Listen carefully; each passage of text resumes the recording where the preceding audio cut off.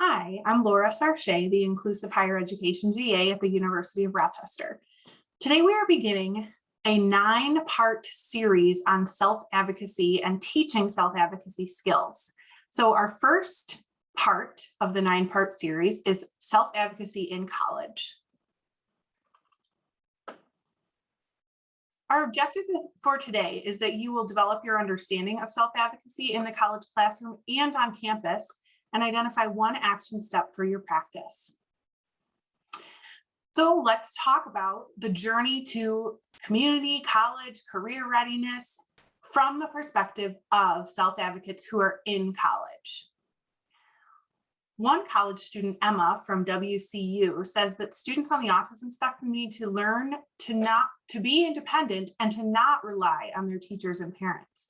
So this speaks to her wanting to have built self-advocacy skills before and during college. Similarly, Jeff, a college student from Penn State, says that he wishes he had had more opportunities to take risks and then fail so he could learn how to self-advocate. Similarly, a study from the Autism Spectrum Support Center at RIT lists many skills and reminders and prompts that students on the autism spectrum need. And many of these things, such as needing reminders to begin homework, needing some monitoring for computer use, needing reminders for daily hygiene and medications. And then towards the bottom, we see seeking out opportunities for clarification or seeking out new and challenging experiences, or something that students don't always do.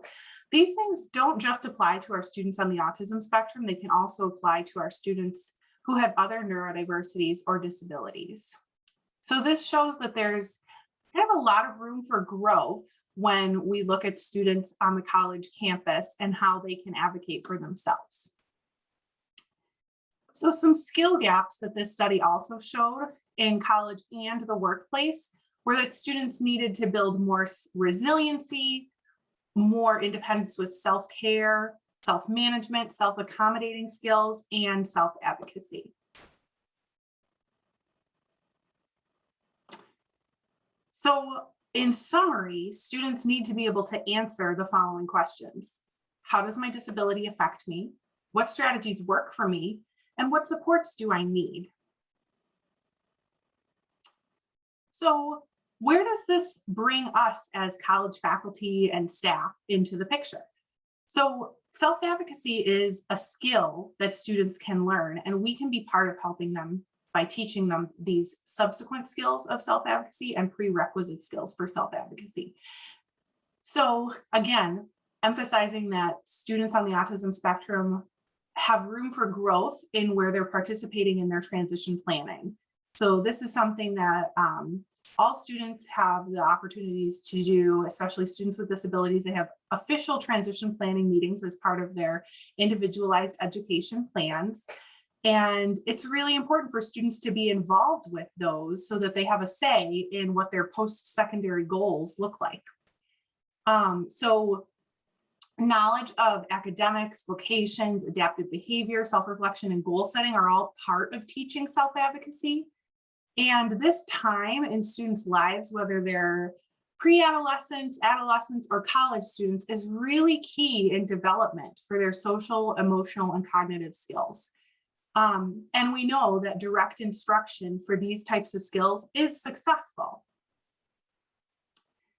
So it's important for us to teach self-advocacy skills to our students, because self-advocacy is not only a mindset that we can get ourselves into and that students can get into, but it's also a skill that we can teach with direct instruction.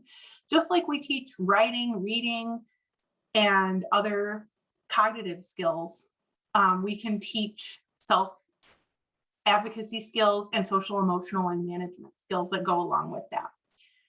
So like we often talk about in disability, that the idea of common language or vocabulary is really key to building self-advocacy skills and to internalizing this mindset. So what does this mean for us in the classroom? Well, when we think about students' success, the independent variable is our instruction and the environment that we create in the classroom. The dependent variable is their skill acquisition. So if skills are not being acquired, we need to go back and change our instruction and our environment. So this can look like the structure of the classroom, sequencing and focus of goals, communication clarity, providing direct instruction, and also providing skills and instruction for how to generalize the skills that we're teaching in the classroom. So we'll go more into depth as we get further in the series on specifics on how you can support these skills in the classroom. So today, I'd like you to think about one action step before you move on to the rest of the series. Spend some time writing or reflecting on how you can provide structure, sequence, communication, direct instruction, and generalization in your classroom. So think about some things that you maybe already do and some things that you can do to provide those positive pieces in your classroom. And then we'll kind of check our work when we go through the rest of the 8 videos in this 9-part series. As always, if you have other ideas for how you can improve your inclusive practice, please reach out to me. I'd love to hear what you're doing in your classrooms.